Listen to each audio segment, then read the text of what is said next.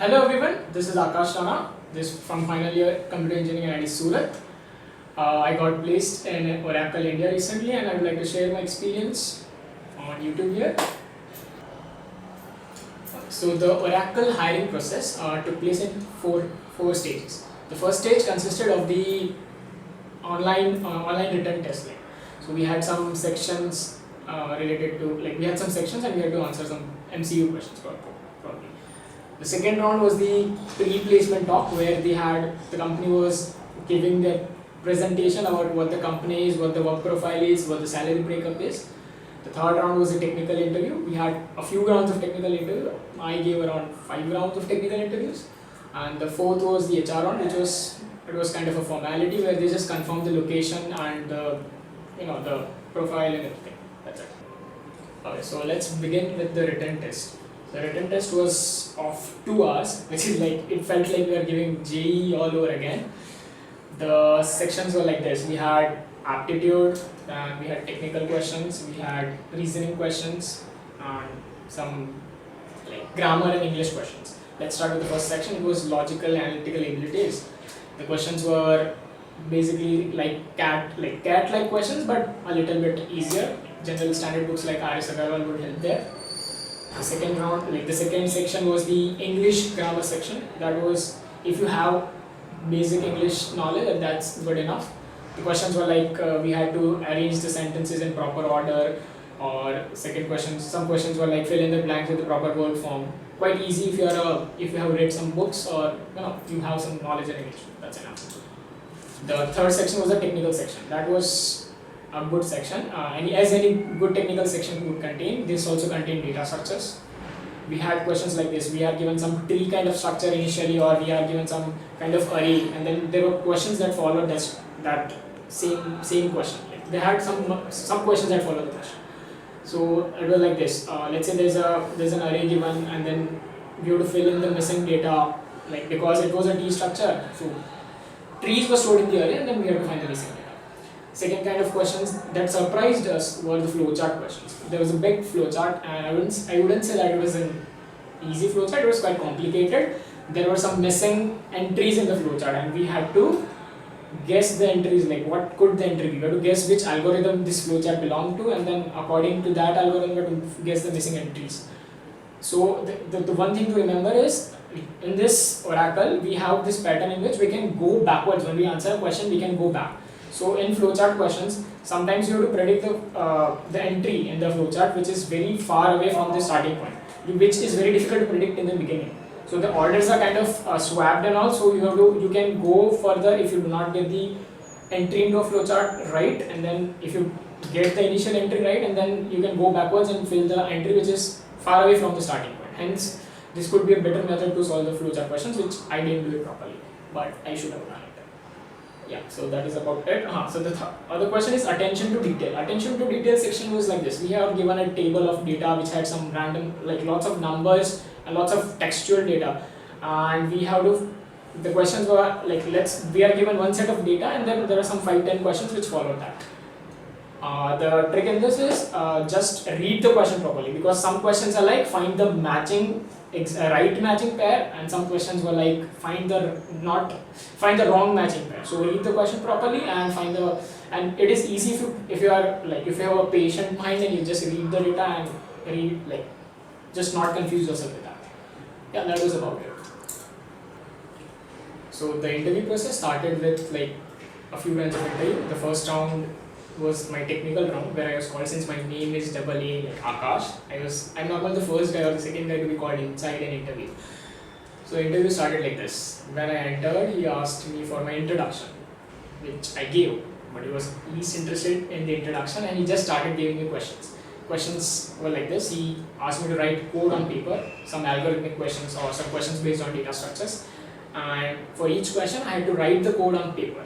So it is advisable that for any technical interview that you ever attend, you should have a practice of writing code on paper, because writing code on paper is not as easy as writing code on computer. On computer, you can just use the cursor and just move it anywhere you want, edit it, and then it can be done easily. But on paper, there will be cancellations and your code will not be readable properly. So probably you should have practice of writing code on paper. Secondly, you should never write pseudocode in an interview. Whenever an interview is done, you are normally asked with which language you are comfortable with, and you should be ready at least with one language to write the code in. And you should pick up the language you are most comfortable with, and you should never write pseudocode, but write the code in the language you are comfortable with, including the semicolons, the brackets, the operators, and everything. Yeah. So the first question was like this: you are given an so you are given an array, and you are supposed to find the second largest number inside the array.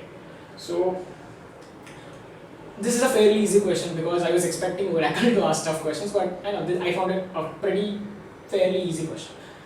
So what they were expecting was an O of n solution. What most people do is they give an O of n log n solution where they sort the array and then they just pick up the second largest element, that is the second element from the last, which is the second largest element. But since they are expecting O of n solution, and which I knew that it's possible, what I did is for each I maintained, while iterating through the array, for each I maintained the first largest and the second largest number up till the current array, and then at last I'll always give the second largest array. So if my number, that is array of I, is greater than the largest number, that is mx1, let's say mx1 is the largest number, mx2 is the second largest number. Let's say we are maintaining this. So if my array of I is greater than mx1, then my largest number, that is mx1, will become array of I, and the largest number which was up till now, which will be becoming the second largest number. So this was the gist of it, and this is how you can give an O of n solution with just one iteration. Yeah. Then there was a second question. So I wrote the code for this question, and he was kind of satisfied. This is what he expected. Then he came up with a second question, which was like this. It was based on linked list data structure. I think people might have studied in the second year. So the question was like this: you are given a pointer to the kth node, and you are supposed to delete that node only and keep the rest of the linked list as it is. Connect the rest of the linked list. So you will just delete the kth node. Since you have the pointer to the kth node and do not have the pointer to the previous node, there is a trick for this. You can just copy the data of the next node into the current node and then delete the next node instead of the current. So if you read books like Cracking the Coding Interview, that's a very popular book. You should just refer it before probably appearing for any technical interview ever. That's the book you should go with. If it's a technical interview, you'll see that there's this question exactly like this, and if you might have seen this question, you might have easily answered that question. So since I was fortunate enough to have read this book before, I was able to answer this question properly. And I actually told him that I have seen this question before, and he was like, okay, even if you have seen this question before, write the code in front of me. And then it was just like 4 or 5 lines of code, and I wrote it in less than 1 minute. And he was satisfied. So that was the second question. Now the third question goes like this: you are given a number n, and where n is the number of ranges that you are going to be given. Now a range is something like this. A range is L comma R, where L is the lower bound and R is the upper bound. That is the range. The question is, you are given some n ranges in any order. Let's say you are given 1 comma 10, you are given 10,000 comma 20,000, or you are given 5 comma 7, and you are supposed to find if the ranges are overlapping or not. You just have to return a yes or a no. If the ranges are overlapping, then you have to return yes, otherwise you have to return no. So this question was a good question amongst all the other questions that were asked, but for some reason, since I have a good experience, I have some experience in competitive programming. I take part in a lot of contests that happen on CodeChef or HackerEarth or Codeforces. Due to my experience in that over the years, starting from my second year, I found this question solvable. So the initial approach that I did is I sorted the elements of the array of the ranges. Let's say you have upper bound. So let's say I'll give an example of what an overlap is. So if you have a range like a range 1 comma 10, and you have a different second range which is 8 comma 15, then you can clearly see that 1 comma 10 and 8 comma 15 are overlapping. That's an overlap. But the catch here is that the size of the range could be as large as 10 power 18. So one range could be 1 comma 10 power 18, and the second range could be like minus 10 power 18 comma minus 10 power 17. So if you're thinking of a different approach which includes the size of the ranges itself, then that would be sorted. So what I did is I sorted the array of ranges based on the lower bound. So I'll always have I sorted the ranges based on the lower bound, and then for each consecutive ranges I checked if there is an overlap or not. How did I do that? For ith range, what I did is, if the first element, if the lower bound of the ith range is less than or equal to the upper bound of the I minus 1th range, then there's an overlap. It was as easy as that. I gave the solution, he was like, okay, the solution is correct. But then he was expecting an O of n solution. I took around 20 minutes for that, but I could not come up with an O of n approach. And I'm still not sure if there's an O of n approach for this possible or not. But he said that, okay, he was just satisfied with the solution that I gave, and that was the end of this question. The fourth question was, so I don't know why he asked this, but the fourth question was, write any sorting algorithm that you know. So I came up with bubble sort. I wrote it in 10 minutes. This was the algorithm that everyone studies in their first year, probably, in our college at least. And I wrote it in like 5-10 minutes, and he just checked the algorithm. There were a few other questions that he asked, which I cannot remember right now, but this was pretty much it. This was the first one. And then after waiting for like 10-15 minutes, rather, I was called for my second round. The second round, the interviewer found it good. He was interested in my introduction initially, and then he started screening my resume. He started with my CGPA, and then he started with the subjects I like, and everything that was there on my resume, the languages that I know, and then he came up with the project section. This was the most important section where he asked me a lot of questions based on my projects that I did. So there was this project based on machine learning that I did. So he asked me what my approach was, what accuracy did I got in my algorithm. Since that was on Kaggle, I told him that I submitted my code on Kaggle. I submitted my output file on Kaggle, and Kaggle itself handles the accuracy that I obtained. So he didn't know about Kaggle, and explained him what Kaggle does, and you can probably check it out on Kaggle.com. You'll find that. Then there was this project on REST APIs. So he asked me what REST APIs are, what is a REST architecture, what is SOA, that is software oriented architecture, what are microservices, what are web services. He asked me a lot of questions based on that, and I answered some of them, and mostly all of them actually. Then after screening my resume, we also talked about the extracurricular activities that I had, what my interests are, what I do apart from academics. There was quite a lot of discussion on that, which is depending upon you, depending upon each person, that is very different. The other question that he asked, which was based on DBMS. You are given some ER diagram, that's the entity relationship diagram, and you are supposed to draw a table for that diagram. So I came up in I thought for 5-10 minutes, and then I came up with a table structure that corresponds to that ER diagram.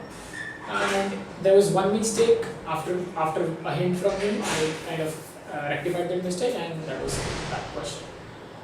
Then the last question for this interview was about date time. So you are given a date in the format like this: dd-mm-yyyy. That's a common date time format that we have. You are given two dates in this format, both of them are strings, and you are supposed to find the difference in between these two dates in number of days. So it is supposed to return an integer which corresponds to the difference between these two dates. The catch in this question is, so what I assumed in this question is I told him that I'm taking the year as a 360-day year, since it's easier to calculate, a month as a 30-day month, again since it's easier to calculate. And then I solved the question, I took the difference of the years, and if the year is same, then I took the difference of months. If the months are even same, then I took the difference of days, and then I found which was the larger month, which was the larger date out of the two, and then I found the difference. And then since I took a 360-day year, he said that I was not supposed to assume that, but since my solution was, I don't know, he found the solution good, he said that he's okay with that. And that was the second one. Yeah. And then he told me to wait for the third one. So now I was called again for the third round of interview. So he started this again, as all interviews start. This interview also started with an introduction. As soon as I completed my introduction, he started asking the question as quick as possible. So the question was like this: you have to simulate an ATM. So how do you do that? The question, so in ATM in the sense he gave some parameters. You have X, where X is the number of 1,000 rupee notes in the ATM. Y is the 500 rupee note, count of 500 rupees notes, and then this Z, which is the count of 100 rupee notes. The question was like this: you are given an amount A. So what do you do when you go to an ATM? You give your amount, and then the computer checks if there are number of notes possible which give if the number of cash in the ATM is greater than whatever amount you asked. What it checks is if their account balance is greater than the amount that you requested, and thirdly it checks if the number of cash is more than that, but how many notes does it distribute. So it goes like this. So for example, if you put the amount as 500, the number of the ATM gives 5 notes of 100 rupees each. If you put 600 rupees, it gives one note of 500 rupees and one note of 600 rupees. So that's how an ATM works. So he wanted us to simulate that, the whole thing, how ATM works. You also have to handle the number of notes that are remaining after a transaction inside the ATM.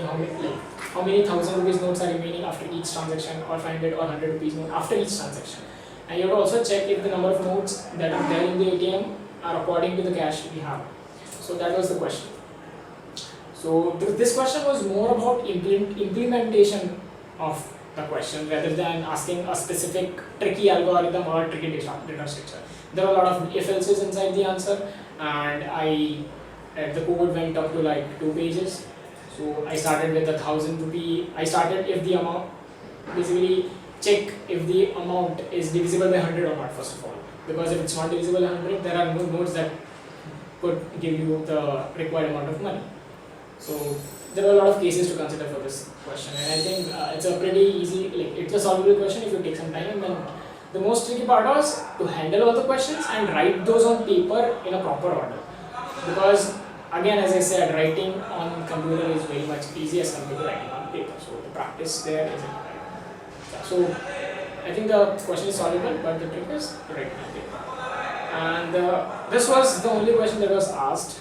And I had a little bit of discussion over my approach with the interviewer, and he was not very satisfied with my approach. He thought that I didn't consider all the cases, but I had. So I explained it to him again, and then he was like, okay, let's see. He was not very much satisfied, but I think I gave a right answer according to him.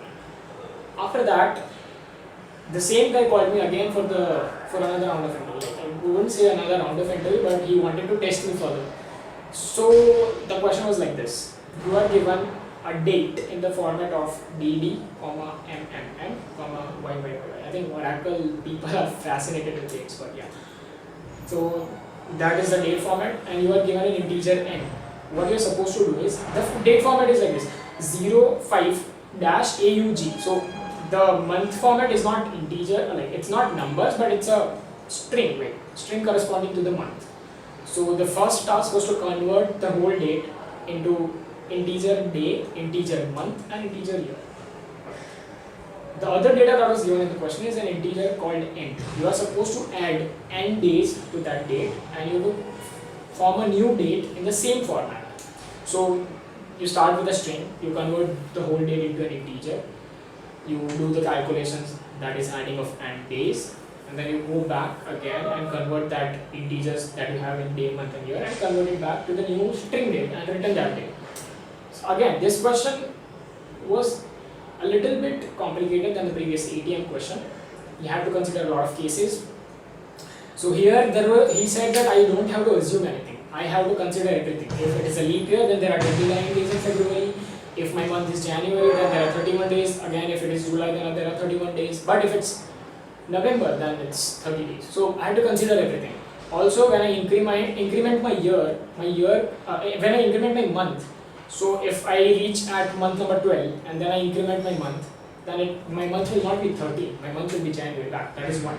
So I had to do some modulo 13 for that number. So you can do something like this. You can map the months from 0 to 11, that is January to December, that is 0 to 11. And then as soon as your increment, after December, the year will increment by 1 and the month will increment by 1, but again it will round off. So that's like modular mathematics. So 11 plus 1 modulo 12, that will give you 0. That is 12 modulo 12. Right.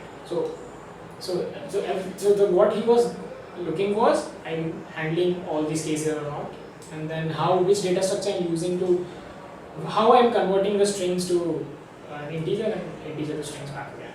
That was what he was looking for. And after this round, he said that I'm doing good. I'm having a good interview. I gave a good interview, and he was satisfied with my answer. He said that I'll be later called for another round after lunch. Yeah. Okay, so now I was called for another round of interview. As I mentioned before, I was expecting that I was going to be called. The interview was taken by the head of the team that came for hiring from Oracle. It was an experienced guy, and he seemed like he had a lot of insight and a lot of knowledge. So started with the introduction, as all interviews start. After that, he asked me how was my interview experience with Oracle as far up till now. So I started explaining that the questions could have become tougher. Like, instead of asking a lot of questions of same difficulty, they could have asked questions with increasing difficulty, but with the number of rounds, with increasing number of rounds.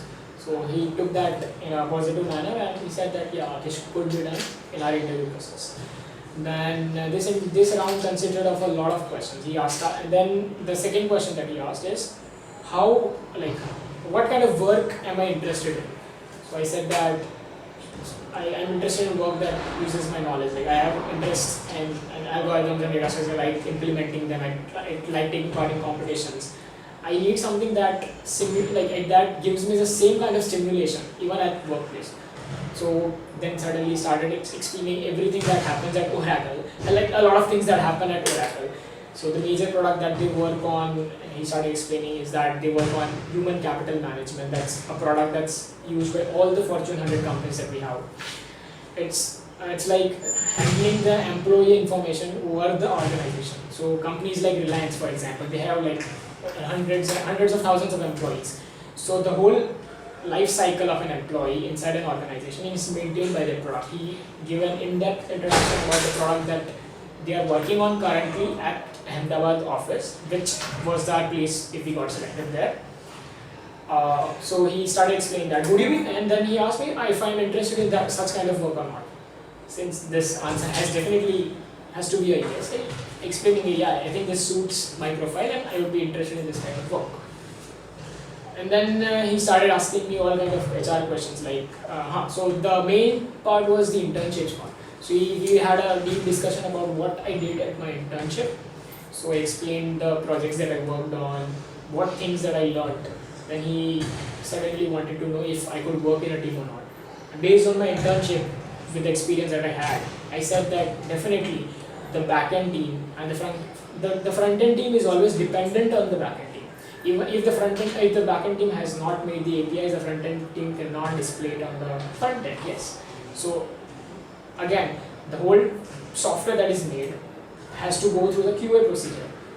If a tester has not tested the code that is made by the front end and the back end, then the code cannot go into production. So I gave him some examples, like some things that I learned during my internship. I gave examples that the whole software development process is an interdependent process, and definitely teamwork is an utmost most important skill that is required for software engineering, software development. So this took a lot of time explaining. Then he had some counter questions related to that, which I successfully answered, or at least I thought I did. Then the other question was related to my strengths and weaknesses, and then since I had explained some strength, then he asked me to give an example. Why do you think this strength is, like, why do you think this is my strength? So something like that. Then we had questions related to, let's say, yeah. So after this, there were a lot of questions which were HR-like, but tending a little bit on the technical side, like working in a team or something like that. After that, he asked me some 3 puzzles. He wrote 3 puzzles on the paper. So not puzzles, 3 technical questions on the paper. 2 of them were puzzles, and 1 of them was an SQL query that is from the database subject. So he wrote all the questions and he asked me to predict how much time will I require to solve these 3 questions. And I said that I think I'll require around 25 to 30 minutes to solve this question. So he gave me the paper and he went away. He told me to come up with a solution. He'll return back in like 25 minutes. So the second question was based on a puzzle. It was a mathematical puzzle. I had to form some equation and I had to predict the values of x and y, which is again, it was kind of easy. I got it in like 2 minutes. I did that. After that, there was this question based on SQL query. That was the first question actually. So I was not very much confident about the syntax of SQL that I knew, but somehow I got some logic and I wrote a query that that looked like SQL actually. So I was out of my knowledge for that, and so I wrote whatever I knew in that SQL. Then there was this third question which I had a hard time with. The question was, we are given some numbers and you are given some operators and you have to form some result out using those numbers and operators. That's a pretty standard question, but I think you can go through puzzles on a lot of websites and you can find these. So I took a lot of time solving this question. I took around 20 minutes, the rest of the 20 minutes for solving this question. And the interview came after 25 minutes and he asked me if I did all the 3 questions, and I said that I am still on my third question. I solved the first one, still on my third question. He said that he'll come back in 10 minutes. So it took 10 more minutes to solve, but I didn't come up with any solution that had the answer for that question. And then after 10 minutes he came back again and he saw some rough work that I did on my paper, and he just pointed out that there's a decimal missing in the solution.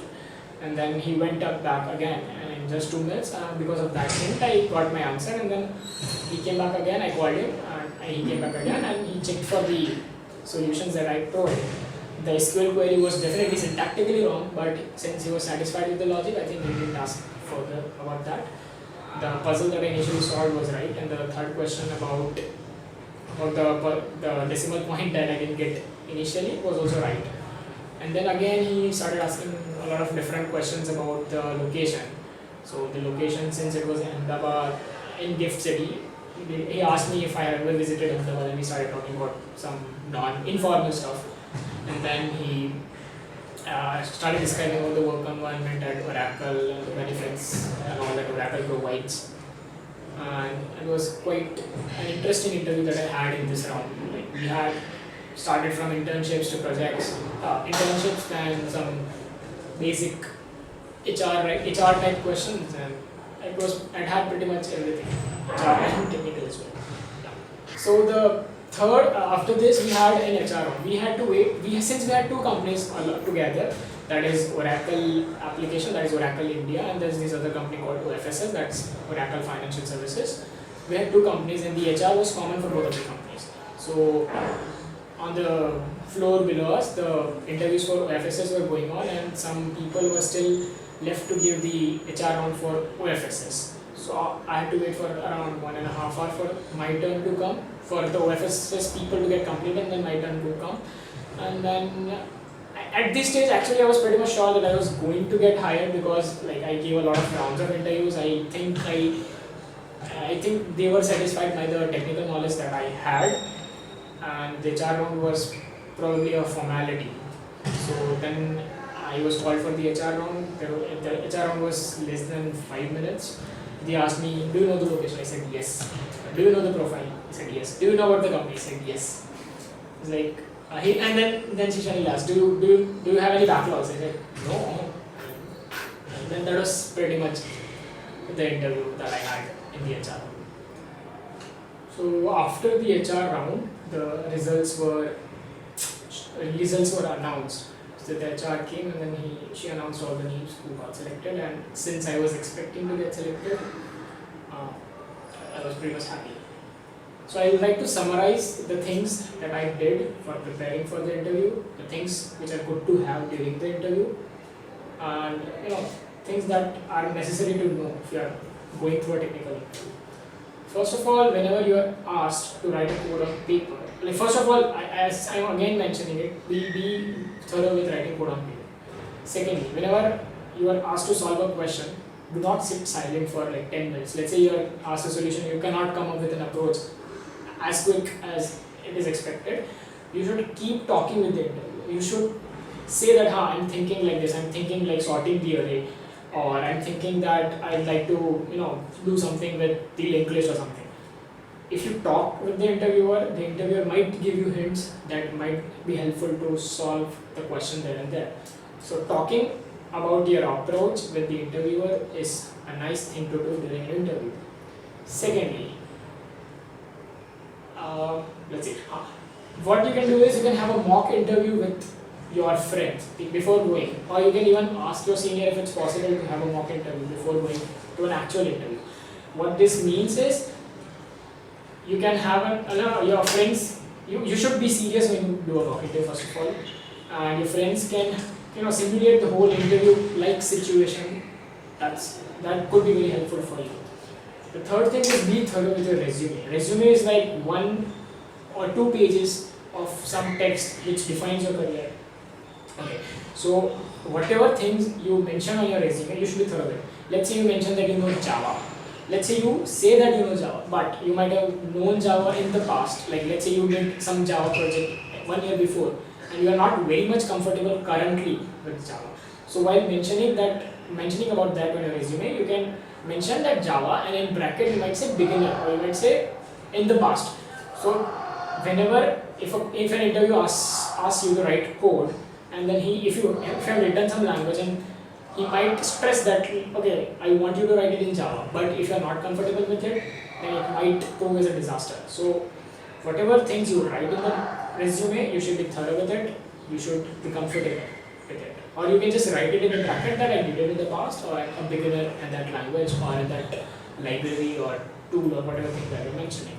Secondly, you should be thorough with your projects. Whatever projects you mentioned in your resume, you should be clear about what things you used. Let's say you did a project on machine learning, you used some data set, you did some prediction on the data set, you used some, let's say you used some algorithm for the prediction on that data set, then you should be aware about the working of that algorithm. So you should have a background knowledge of whatever project you did. Since you did that project, the interviewer expects you to know what is going on in that project. So if you are writing something, you should be thorough with that. And if you did some project which was a good project, but you did it 1 year back and it is still not fresh in your memory, then probably you can just go through it once and you should be able to explain that in an interview. Also, if you write something related to internships, you should be able to say what you did there, and you should be able to share your experiences regarding that. And I think these tips would be enough for you to survive through an interview. It's a pretty stressful, it could be stressful interview, and it can go on for 3-4 hours or 5 hours, anything like that, anything in that range. So you should have a good sleep before, the night before, you should have breakfast income, because you might not even get a lunch break during the day.